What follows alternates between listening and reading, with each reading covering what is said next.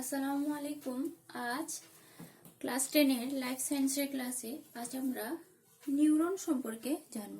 Neuron স্নায়ু সম্পর্কে জানব। আগের ক্লাসে স্নায়ুতন্ত্র কি, স্নায়বিক সিস্টেম কি, ভৌত মানে পরিবেশের সাথে সমন্বয় ক ধরনের হয়, দুরকম, একটা রাসায়নিক আর একটা হচ্ছে ভৌত। আমাদের দেহের সাথে ভৌত এবং রাসায়নিক। ভৌত সেটা হচ্ছে স্নায়ু স্বল্প সময়ের জন্য, আর রাসায়নিক হচ্ছে হরমোন। তারপরে কি হরমোন আর উৎসেচকের মধ্যে পার্থক্য। তারপরে হচ্ছে স্নায়বিক পথ, কিভাবে স্নায়ু আমাদের দেহে আমরা উদ্দীপনায় কিভাবে সাড়া দিতে পারবো, স্নায়বিক পথটা সেটা রেখাচিত্রের মাধ্যমে আগের ক্লাসে আমরা জেনেছি।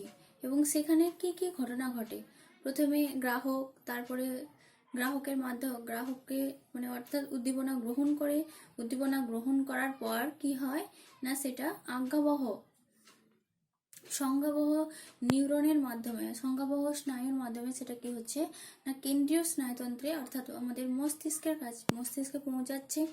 এবং সেখান থেকে আবার সারা নির্দেশ, অর্থাৎ যে উদ্দীপনাটা গ্রহণ করেছে তার পরিপ্রেক্ষিতে যে নির্দেশ, সেই নির্দেশটা আবার কি হচ্ছে না আজ্ঞাবহ নিউরনের মাধ্যমে পেশি এবং গ্রন্থিতে, যেখানে ক্রিয়া করবে সেখানে ক্রিয়া করার জন্য সেখানে আজ্ঞাবহ নিউরনের মাধ্যমে যাচ্ছে এবং কারক অর্থাৎ ইফেক্টর গিয়ে সেখানে ক্রিয়া করছে এবং উদ্দীপনায় সাড়া দেয়।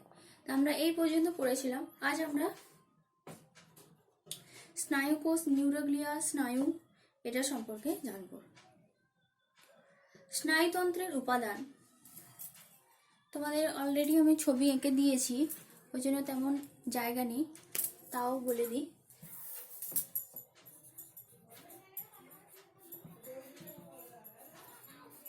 স্নায়ুতন্ত্রের উপাদান হচ্ছে স্নায়ু, নিউরন, নিউরোগ্লিয়া।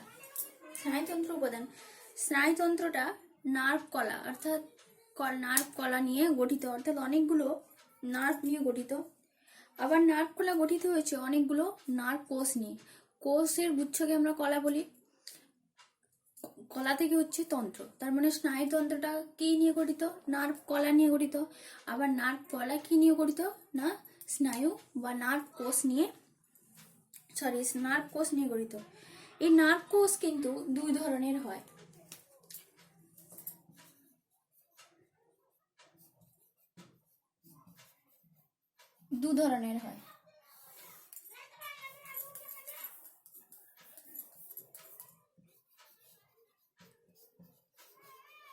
এই নার্ভ কোষ দু ধরনের হয়। এক হচ্ছে নিউরন, এক নম্বর হচ্ছে নিউরন, আর একটা হচ্ছে নিউরোগ্লিয়া।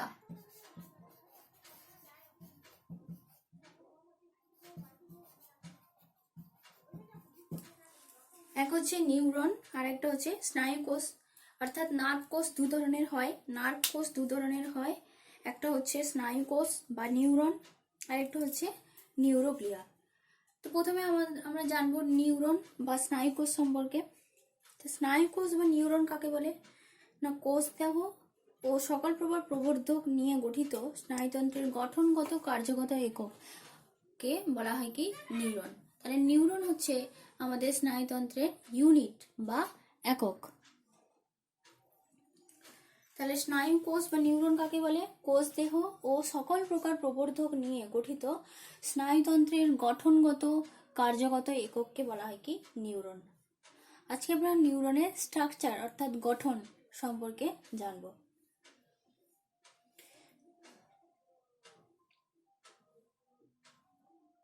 এই নিউরন হচ্ছে স্নায়ু কোষের গঠনগত কার্যগত একক। আর প্রত্যেকটা নিউরন কি না একটা সেল বডি আর একটা প্রসেস অর্থাৎ প্রবর্ধক নিয়ে গঠিত। দীর্ঘ প্রবর্ধক গুলোকে নার্ভ তন্তু বলে, দীর্ঘ প্রবর্ধক গুলোকে কি বলা হয় নার্ভ তন্তু। আর কোষ দেহের মধ্যে কি থাকে, যে কোষ দেহের মধ্যে কি থাকে না নিউক্লিয়াস, বেশ কিছু mitochondria, golgi body, Nissl, granule আর বেশ কিছু সূক্ষ্ম নিউরোফাইবেল থাকে। তা কোষ দেহের মধ্যে প্রবর্ধকগুলি দু ধরনের হয়। এই কোষ দেহের মধ্যে প্রবর্ধক দু ধরনের হয়, একটা হচ্ছে অ্যাক্সন আর একটা হচ্ছে ডেন্ড্রন।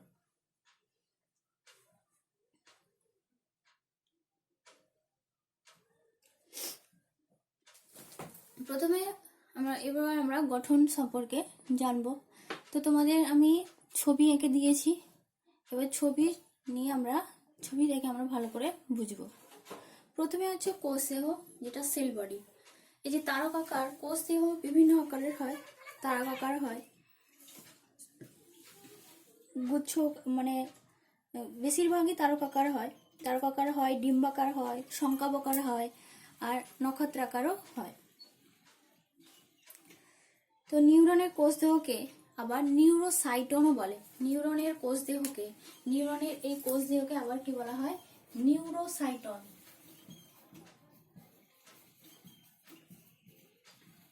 এটা তোমাদের শর্ট কোশ্চেন আসতে পারে। নিউরনের কোষ দেহকে বলা হয় নিউরোসাইটন। আর এটা দেখতে কেমন হয়? গোলাকার, ডিম্বাকার, শঙ্কাবাকার অর্থাৎ শঙ্কু আকৃতির এবং নক্ষত্রাকারও হতে পারে। তো কোষ দেহ কোনটা? এই যে অংশটা আমরা দেখতে পাচ্ছি, এই যে তারকাকার, তারপরে এরকম ছোট ছোট খাঁজ বিশিষ্ট যে পুরো অংশটাকে, এটাকে বলা হয় কি? কোষ দেহ। এই পুরো অংশটাকে বলা হয় কোষ দেহ বা সেল বডি। কোষ দেহ বা সেল বডি।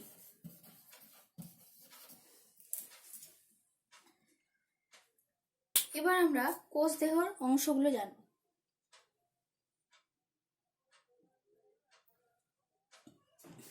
এই কোষ দেহতে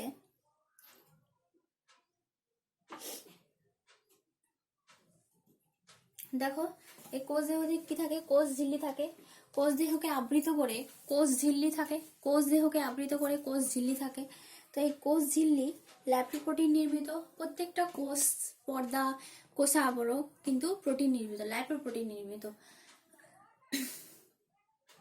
বা পিএলপি মানে প্রোটিন ও লিপিড দ্বারা নির্মিত। তারপরে হচ্ছে নিউরোপ্লাজম। কোষ দেহের মধ্যে অবস্থিত যে সাইটোপ্লাজমটা থাকে,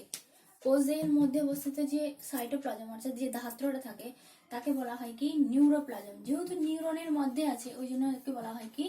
নিউরোপ্লাজম।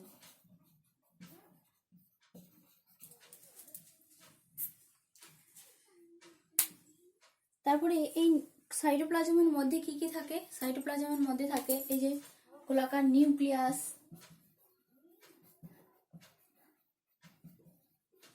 মাইটোকন্ড্রিয়া, গলগি বডি, নিজল দানা, এগুলো থাকে। আর কিছু থাকে এখানে, দেখো এখানে এরকম খাঁজ আছে,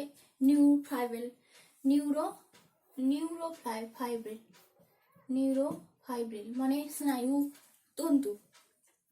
কিছু নিউরন তন্তু থাকে। যে কোষীয় অঙ্গাণু নিউরনের, অর্থাৎ কোষ দেহের মধ্যে নিউরনের মধ্যে যে কোষীয় অঙ্গাণুগুলো থাকে, সেগুলো কি কি? না মাইটোকন্ড্রিয়া, গলগি বডি, সেন্ট্রোজোম। তবে সেন্ট্রোজোম কিন্তু নিষ্ক্রিয় হয়, ওই জন্য স্নায়ুকোষ কিন্তু বিভাজিত হয় না। আমাদের জন্ম থেকে যে স্নায়ুকোষ থাকে, মৃত্যু পর্যন্ত সেই স্নায়ুকোষ থাকে, বা স্নায়ুকোষ নষ্ট হয়ে গেলেও কিন্তু নতুন করে স্নায়ুকোষ কিন্তু তৈরি হয় না। তবে স্নায়ুকোষ বৃদ্ধি পায় বয়সের সাথে সাথে। যখন দেহের আকৃতি বাড়ে, দেহের বৃদ্ধি হয়, তবে তখন কিন্তু কি হয় না, স্নায়ুকোষ কিন্তু বৃদ্ধি পায়, বড় হয়। তবে ডিভিশন হয় না, অর্থাৎ একটা স্নায়ুকোষ থেকে আরেকটা স্নায়ুকোষ থেকে আরেকটা, এরকম কিন্তু ডিভিশন হয় না। কেন হয় না? না স্নায়ুকোষের সেন্ট্রোজোমটা নিষ্ক্রিয়। থাকার জন্য স্নায়ুকোষ কিন্তু বিভাজনে অংশগ্রহণ করে না। তারপর হচ্ছে নিজেল দানা যেটা, এগুলো রাইবোনিউক্লিওপ্রোটিন, অর্থাৎ ঠিক রাইবোজোমের মতো রাইবোনিউক্লিওপ্রোটিন দিয়ে গঠিত। আর এরা কোষ দেহ এবং ডেনড্রন এগুলোতে অবস্থান করে। এর কাজ কি? না এর কাজ হচ্ছে প্রোটিন সংশ্লেষে সহায়তা করা।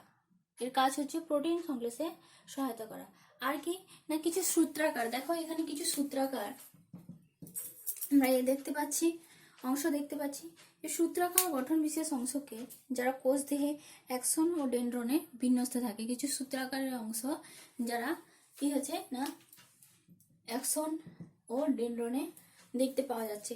তো সেই সূত্রাকার গঠন বিশিষ্ট অংশকে বলা হয় নিউরোফাইব্রিল, অর্থাৎ তন্তু। নিউরনের তন্তু, নিউরন তন্তু। ওই নিউরোফাইব্রিল এদের কাজ কি না স্নায়ুকোষ, ফাইব্রিল অর্থাৎ তন্তু, তন্তু কাজ কি হবে না সংকোচন ও প্রসারণে সাহায্য করা। তার মানে নিউরনের সংকোচন প্রসারণে এই নিউরোফাইব্রিল সাহায্য করে। এটা জানলাম আমরা কোষদেহ সম্পর্কে। কোষদেহে আবার বলি যে নিউরনের গঠনকে দুটি অংশে প্রধানত ভাগ করা হয়, একটা কোষদেহ বা সেল বডি আর একটা হচ্ছে প্রবর্ধক বা প্রসেস। কোষদেহ বা সেল বডি, প্রবর্ধক বা প্রসেস। কোষদেহকে নিউরনের কোষদেহকে নিউরোসাইটনও বলে, নিউরনের কোষদেহকে নিউরোসাইটন বলে। তারপরে নিউরনের কোষদেহের মধ্যে যে অংশগুলো, প্রথমে কোষ আবরক অর্থাৎ কোষ ঝিল্লি যেটা লাইপোপ্রোটিন দ্বারা নির্মিত, তারপরে ভিতরে যে অঙ্গাণু নিউরো যে ধাত্রটা আছে, সাইটোপ্লাজমটা আছে, সেই সাইটোপ্লাজমের নাম হচ্ছে কি নিউরোপ্লাজম। যে কোষদেহে যে অবস্থিত যে সাইটোপ্লাজম, হ্যাঁ, তাকে বলা হয় কি নিউরোপ্লাজম। এই নিউরোপ্লাজমের মধ্যে বিভিন্ন নিউক্লিয়াস কোষীয় অঙ্গাণুগুলো থাকে। তো কোষীয় অঙ্গাণুগুলো কোনগুলো না গলগি বডি, সেন্ট্রোজোম, মাইটোকন্ড্রিয়া এগুলো থাকে। তবে সেন্ট্রোজোম কি হয় না সেন্ট্রোজোম নিষ্ক্রিয় হয়, তারা ওই জন্য কোষ বিভাজনে অংশগ্রহণ করতে পারে না। আর কি নিজেল দানা থাকে, রাইবোনিউক্লিওপ্রোটিন নির্মিত নিজেল দানা থাকে যেটা কোষ বিভাজনে সাহায্য করে। আর নিউরোফাইব্রিল থাকে যেটা কোষের সংকোচন প্রসারণে সাহায্য করে, স্নায়ু কোষের সংকোচন প্রসারণে সাহায্য করে। এবার হচ্ছে প্রবর্ধক বা প্রসেস। স্নায়ু কোষে প্রবর্ধক অর্থাৎ কোষ দেহ থেকে যে নির্গত সূত্রাকার অংশ, এই কোষ দেহ থেকে যে নির্গত এই যে সূত্রাকার অংশ এই যে বেরিয়ে গেছে, তো এই সূত্রাকার অংশকে বলা হয় প্রবর্ধক বা প্রসেস। প্রবর্ধককে দুভাগে ভাগ করা হয়, একটা হচ্ছে ডেনড্রন, এই যে যে সাইড থেকে যে ছোট ছোট প্রবর্ধকগুলো বেরিয়েছে এটাকে বলা হয় কি ডেনড্রন। আর এই যে লম্বা প্রবর্ধক বেরিয়েছে এটাকে বলা হয় কি অ্যাক্সন। ডেনড্রন কোষদেহ থেকে যে নির্গত সূক্ষ্ম সূক্ষ্ম যে ছোট ছোট প্রবর্ধক, তার আবার শাখা প্রশাখা বিশিষ্ট এইগুলো হচ্ছে ডেনড্রন, এদেরকে বলা হয় কি ডেনড্রন। আর তার থেকে যে শাখা না ডেনড্রনের থেকে যে উপশাখাগুলো বেরিয়েছে তাদেরকে বলা হয় ডেনড্রাইট, এদেরকে বলা হয় কি ডেনড্রাইট। এরা কি করে, এই যে প্রবর্ধকগুলো এরা কি করে না যে প্রবর্ধকগুলো স্নায়ু স্পন্দন নিউরনে এই ডেনড্রনগুলো কি করে, এই ডেনড্রাইটগুলো কি করে না সারাকে কোষ দেহে নিয়ে আসে, স্নায়ু স্পন্দনকে কোষ দেহে নিয়ে আসে, তাদেরকে বলা হয় ডেনড্রন। এই ডেনড্রনে কি থাকে নিউরোপ্লাজম এবং নিওফাইব্রিল নিজেল দানা এগুলো থাকে। ডেনড্রন কি করে পূর্ববর্তী যে নিউরন বা গ্রাহক থেকে, পূর্ববর্তী নিউরন বা গ্রাহক থেকে যে স্পন্দনকে আবেগকে সেটা কোষ দেহে নিয়ে আসে, পূর্ববর্তী নিউরন ও গ্রাহক থেকে স্পন্দনকে কোষ দেহে নিয়ে আসে। তারপরে হচ্ছে অ্যাকশন। নিউরন থেকে দেখো কোষ দেহ থেকে যে লম্বা দীর্ঘ একটা শাখা বেরিয়ে গেছে যেটাকে বলা হয় কি অ্যাকশন। নিউরন থেকে যে দীর্ঘ যে শাখা বেরিয়েছে তাকে বলা হয় অ্যাকশন। তাহলে অ্যাকশনে আর এই অ্যাকশন কি করে না কোষ দেহে যে স্পন্দনটা এলো সেই স্পন্দন ডেনড্রন থেকে, ডেনড্রন হচ্ছে গ্রাহকের কাজ করছে, গ্রাহকের কাজ করে সেটা কোষ দেহে নিয়ে আসছে, কোষ দেহ থেকে কি হচ্ছে না অ্যাকশনের মাধ্যমে, তার মানে এটা কি সংজ্ঞাবহ, এটা হচ্ছে সংজ্ঞাবহ প্রবর্ধক। আর অ্যাকশন কি হচ্ছে না নিয়ে যাচ্ছে পেশিতে নিয়ে যাচ্ছে, অর্থাৎ ইফেক্টরে গিয়ে ইফেক্টরে কাজ করছে, অর্থাৎ কারকে মানে সাড়া প্রদান করার জন্য। তার মানে অ্যাকশন হচ্ছে আজ্ঞাবহ, মানে অ্যাকশন নির্দেশটা এর সাড়া নিয়ে আসছে এবং নির্দেশটা অ্যাকশন পেশি বা গ্রন্থিতে নিয়ে যাচ্ছে। তার মানে অ্যাকশন হচ্ছে আজ্ঞাবহ দীর্ঘ প্রবর্ধক, নিউরনের আজ্ঞাবহ দীর্ঘ প্রবর্ধক,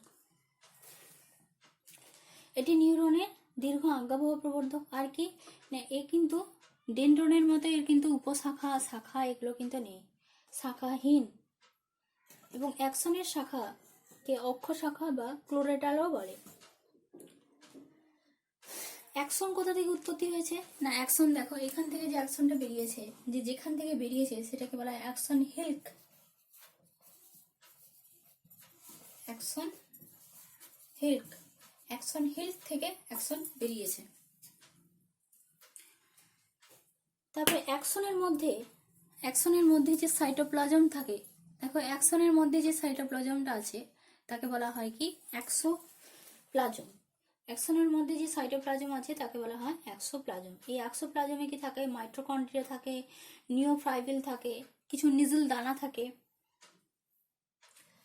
তারপরে অ্যাকসনের উপরে দেখো এটা একটা আবরণী, এটা একটা আবরণী, আর এটা একটা আবরণী। তাহলে তিনটে আবরণী আছে অ্যাকসনের মধ্যে, তিনটে আবরণী আছে। এই তিনটে আবরণী অ্যাক্সোপ্লাজমের বাইরে যে আবরণী, এই যে অ্যাক্সোপ্লাজমের যে বাইরে আবরণীকে বলা হয় কি অ্যাক্সোলেমা। অ্যাক্সোপ্লাজমের বাইরে আবরণীকে বলা হয় কি অ্যাক্সোলেমা। তাহলে মানে কি অ্যাকসনের ভিতরে যে সাইটোপ্লাজম আছে তাকে বলা হয় কি অ্যাক্সোপ্লাজম, আর নিউরনের ভিতরে যে সাইটোপ্লাজম ছিল তাকে বলা হয় কি নিউরোপ্লাজম। তাহলে অ্যাক্সোপ্লাজমের বাইরে যে আবরণীটাকে বলা হয় কি অ্যাক্সোপ্লাজমের তিনটে আবরণী আছে। অ্যাক্সোপ্লাজমের পরের যে আবরণীটা, বাইরের আবরণীকে বলা হয় অ্যাক্সোলেমা। এই দেখো এই যে আবরণীটা আমি এখানে লেবেলিং করেছি, ইন্ডিকেট করে দিয়েছি, দেখো অ্যাক্সোলেমা। নেক্সট আছে কি মায়োলিন সিথ বা মেডুলারি আবরণী। অ্যাক্সোলেমার উপরে যে ফ্যাট সঞ্চিত হয়েছে, সে ফ্যাট জাতীয় যে মোটা আবরণীকে বলা হয় কি মায়োলিন সিথ বা মেডুলারি আবরণী। অ্যাক্সোলেমার বাইরে দেখো মোটা একটা ফ্যাটের আবরণী আছে, সেই মোটা ফ্যাটের আবরণীকে বলা হয় কি মায়োলিন সিথ বা মেডুলারি আবরণী। তারপরে দেখো মায়োলিন সিথের বাইরে যে আবরণীটা থাকে, সবার বাইরে যে আবরণীটা আছে তাকে বলা হয় কি যে মায়োলিন সিথের বাইরে যে নিউরনের যে আবরণীটা, সেই আবরণীকে বলা হয় কি নিউরোলেমা।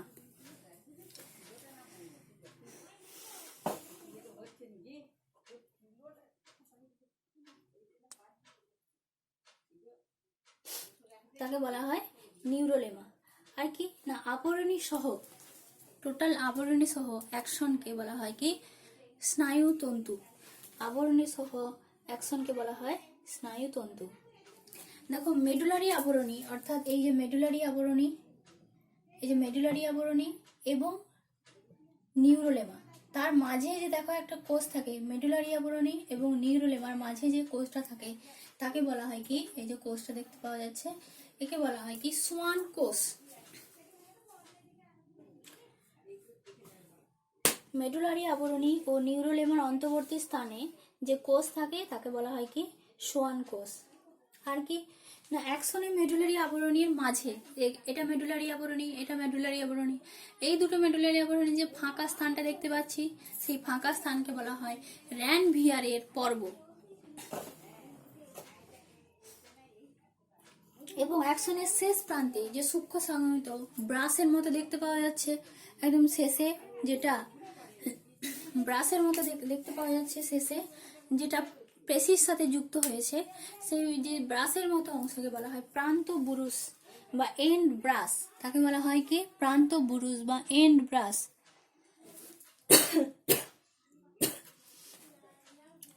তার মানে এই টোটাল অ্যাকশনের কাজ হচ্ছে কোষদেহ থেকে আবেগ দূরে নিয়ে গিয়ে পরবর্তী নিউরনে বা ইফেক্টরে বহন করা।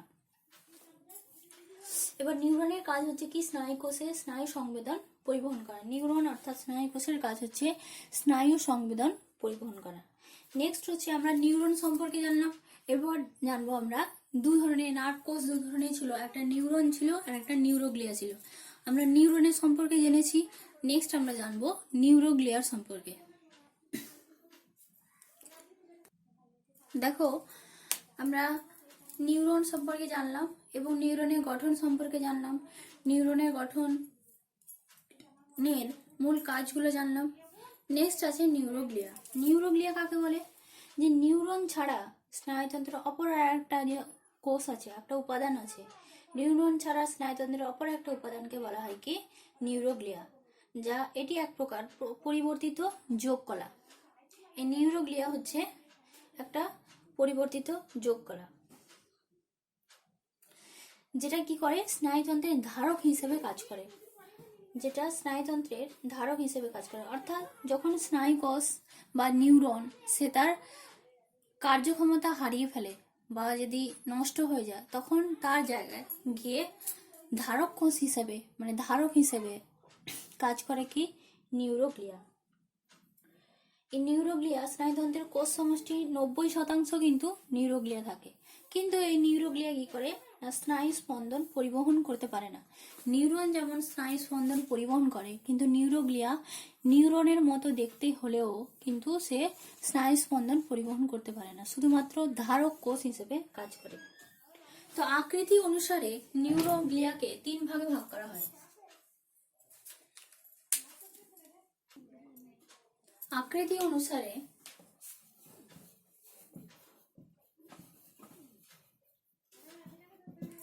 নিউরোগ্লিয়াকে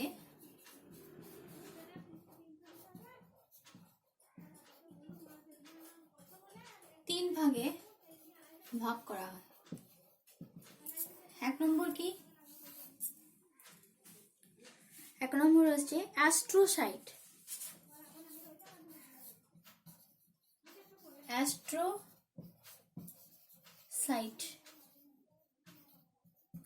2 নম্বর হচ্ছে অলিগন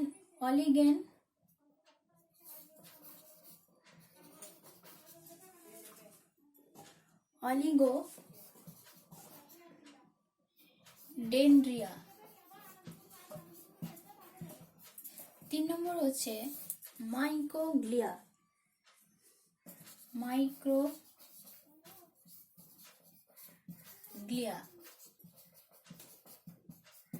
তাহলে নিউরোগ্লিয়া আকৃতি অনুসারে নিউরোগ্লিয়াকে 3 ভাগে ভাগ করা হয়। একটা হচ্ছে অ্যাস্ট্রোসাইট, 2 নম্বর হচ্ছে অলিগোডেন্ড্রিয়া, 3 নম্বর হচ্ছে মাইক্রোগ্লিয়া।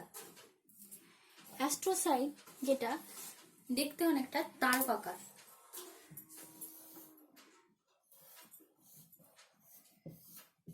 এরকম তারকাকার দেখতে অ্যাস্ট্রোসাইট। আর যেটা অলিগন্ড্রিয়া সেটা দেখতে কেমন না, সেটা দেখতে স্বল্প প্রবর্ধকযুক্ত অনেকগুলো কোষ দেহ থাকে এরকম। আর যেটা মাইক্রোগ্লিয়া যেটা সেটা হচ্ছে কি ক্ষুদ্রাকার।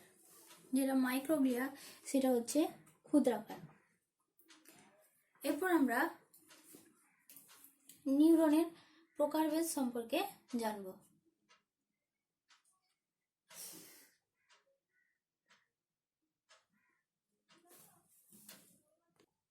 স্নায়ুকোষ, নিউরোগ্লিয়া, তারপর হচ্ছে স্নায়ু।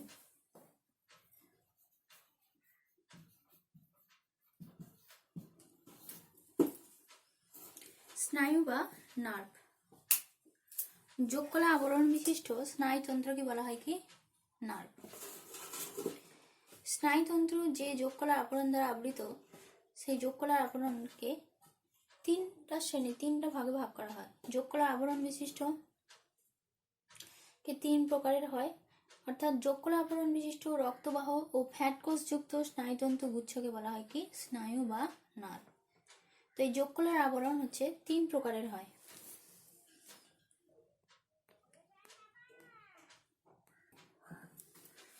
যোগকলার আবরণকে 3 প্রকারের হয়। যোগকলার আবরণ একটা হচ্ছে বাইরের আবরণ, যেটাকে বলা হয় কি এপিনিউরিয়াম।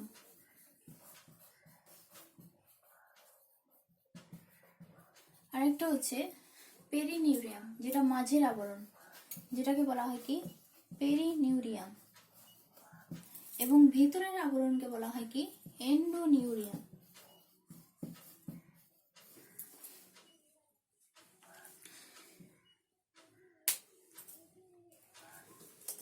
যোগকলা দ্বারা গঠিত আবরণ রক্তবাহ দেখা যায়। যোগকলা দ্বারা গঠিত আবরণগুলোতে কি হয় না রক্তবাহ দেখা দেয়, অর্থাৎ রক্তবাহ সমন্বিত পেরিনিউরিয়াম নামক যোগকলা আবরণ দ্বারা আবৃত একাধিক স্নায়ুতন্ত্র গুচ্ছকে আমরা স্নায়ু বা নার্ভ বলতে পারি। নেক্সট আছে স্নায়ুর প্রকারভেদ বা নিউরনের প্রকারভেদ।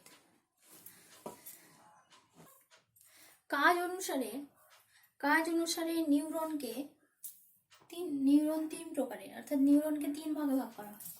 কার্য অনুসারে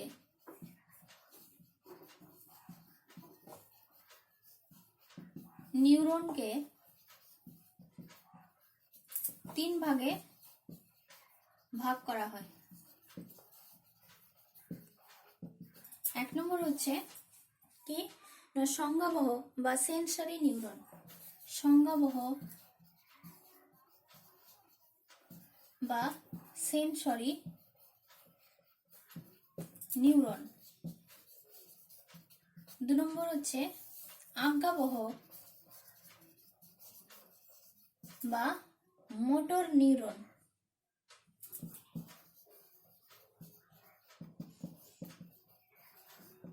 তিন নম্বর হচ্ছে সহযোগী বা অ্যাডজাস্টার নিউরন। সহযোগী বা অ্যাডজাস্টার নিউরন। তাহলে কাজ অনুসারে নিউরনকে তিন ভাগে ভাগ করা হয়। একটা সংজ্ঞাবহ বা সেন্সরি নিউরন, দু নম্বর হচ্ছে আজ্ঞাবহ বা মোটর নিউরন, তিন নম্বর হচ্ছে সহযোগী বা অ্যাডজাস্টার নিউরন।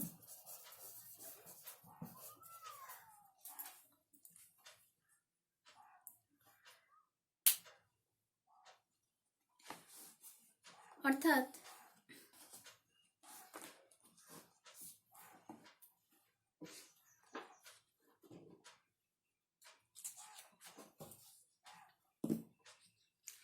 সংজ্ঞাবহ বা সেন্সরি নিউরন কাকে বলে না এই প্রকার নিউরন কি করে স্নায়ু স্পন্দনকে বা আবেগকে, স্নায়ু স্পন্দন বা আবেগকে কি করে না গ্রাহক থেকে কেন্দ্রীয় স্নায়ুতন্ত্রে অর্থাৎ স্নায়ু কেন্দ্রে প্রেরণ করে।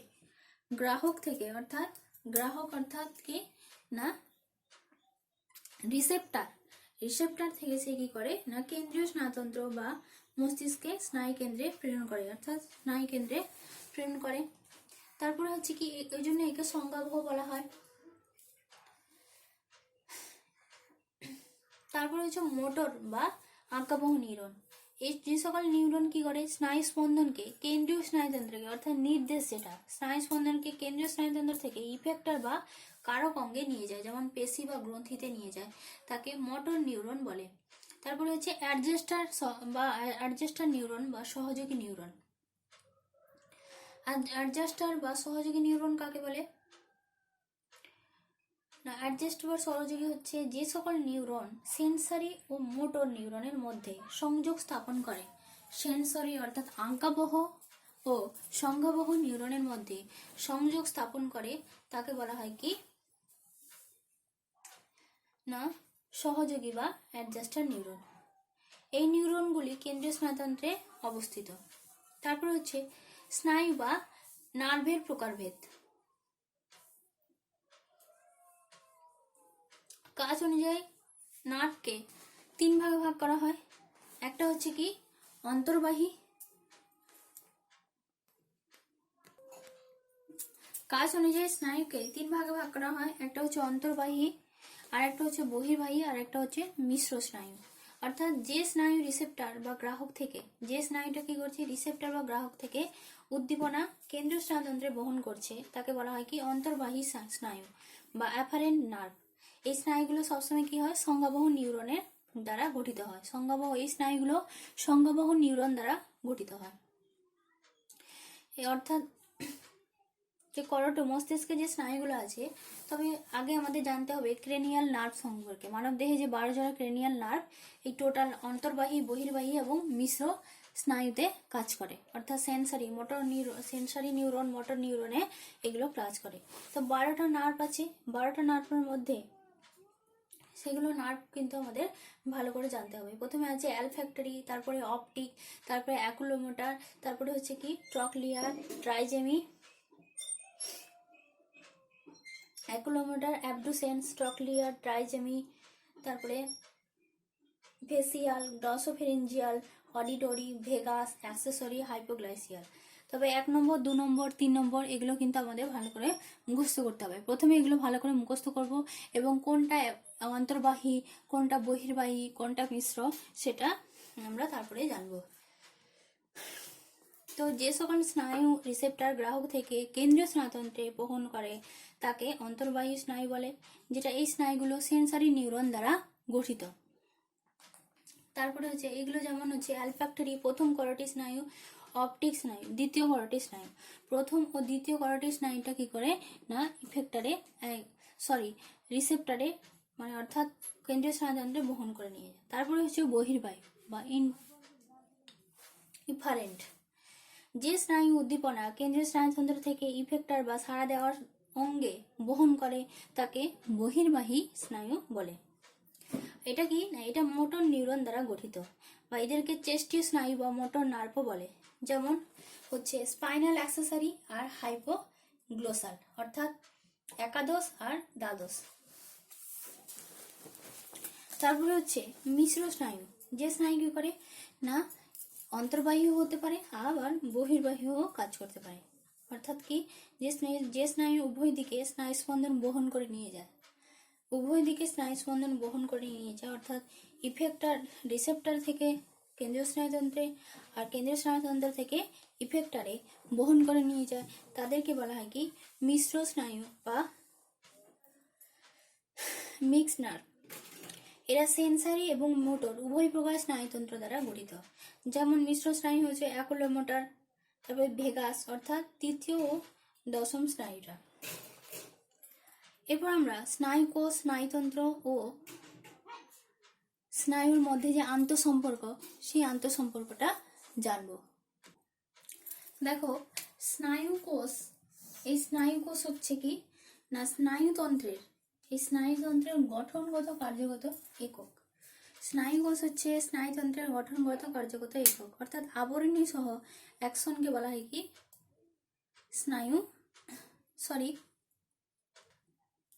অর্থাৎ নিউরন, নার্ভ ফাইবার আর নার্ভ। তো স্নায়ুকোষ হচ্ছে স্নায়ুতন্ত্রের গঠনগত কার্যগত একক, অর্থাৎ আবরণী সহ নিউরনের অ্যাকশনকে স্নায়ুতন্ত্র বলে। অর্থাৎ স্নায়ু হলো স্নায়ুকোষ তথা স্নায়ুতন্ত্রের সম্মিলিত ফল, টোটালটাকে বলা হয় কি স্নায়ু। মানে স্নায়ুকোষ এবং স্নায়ুতন্ত্রকে একসাথে বলা হয় কি তার যে ফলটা সেটাকে বলা হয় কি স্নায়ু। অর্থাৎ কি হয় না কাজ অনুসারে আমরা স্নায়ুকে 3 ভাগে ভাগ করেছি। একটা হচ্ছে সংজ্ঞাবহ উদ্দীপনা, যেটা উদ্দীপনা গ্রহণ করে স্নায়ু কেন্দ্রে প্রেরণ করে, আরেকটা হচ্ছে কি যেটা কেন্দ্রীয় স্নায়ুতন্ত্র থেকে কারাভঙ্গে নিয়ে আসে সেটা হচ্ছে আজ্ঞাবহ, যেটা পেশি ও গ্রন্থিতে পাঠায়। তারপরে কি হচ্ছে না কারকে উদ্দীপিত করে অর্থাৎ সাড়া দেয়। তার মানে কি সমস্ত ক্রিয়াটি স্নায়ুকোষ, স্নায়ু এবং স্নায়ুতন্ত্রের সম্মিলিত ফল, তার মানে কি একে অন্যের সাথে সম্পর্কযুক্ত। তাহলে এতটা পর্যন্ত তোমাদের পড়ানো হলো এবং তোমাদের কোশ্চেন বলে দিই। তোমরা নিউরন ও নিউরোগ্লিয়া এবং তার সাথে সাথে স্নায়ুর প্রকারভেদ সেটা কিন্তু তোমরা ভালো করে পড়বে, এবং তোমাদের আমি এই গঠনটা তার সাথে তোমরা কি করবে না নিউরনের যে চিত্র সেই চিত্রটা ভালো করে আঁকা প্র্যাকটিস করবে, তার সাথে সাথে তার গঠনটাও মুখস্থ করবে, এবং সেখান থেকে শর্ট প্রশ্নগুলো আমি বলে দেবো, এবং তোমরা তার সাথে তোমরা অবশ্যই পড়বে। আমি পড়াও নিতে পারি, অর্থাৎ প্রশ্ন দিব বা যে কোনো সময় তোমাদের একটা পরীক্ষাও নিতে পারি। অতএব তোমরা স্নায়ুর প্রকারভেদ পর্যন্ত ভালো করে পড়বে। যখন এই ভিডিওটা শুনবে তার সাথে সাথে বইটা খোলা রাখবে এবং শোনার পরেই তোমরা ওই সাবজেক্টটা পড়তে শুরু করে দেবে, যাতে তোমাদের মাথায় থেকে যায়। অতএব তোমাদের পড়তেও আলাদা করে পড়তে হবে না, করতে হবে না, বুঝতে হবে না। তোমরা ভিডিও দেখার সাথে সাথে বইটা খোলা রাখবে এবং ভিডিওটা শেষ হলে তোমরা অবশ্যই বইটা পড়তে শুরু করে দেবে। ঠিক আছে, অসুবিধা হলে কোনো জিজ্ঞাসা থাকলে অবশ্যই পার্সোনালি ভাবে জিজ্ঞাসা করবে আমার ইনবক্সে।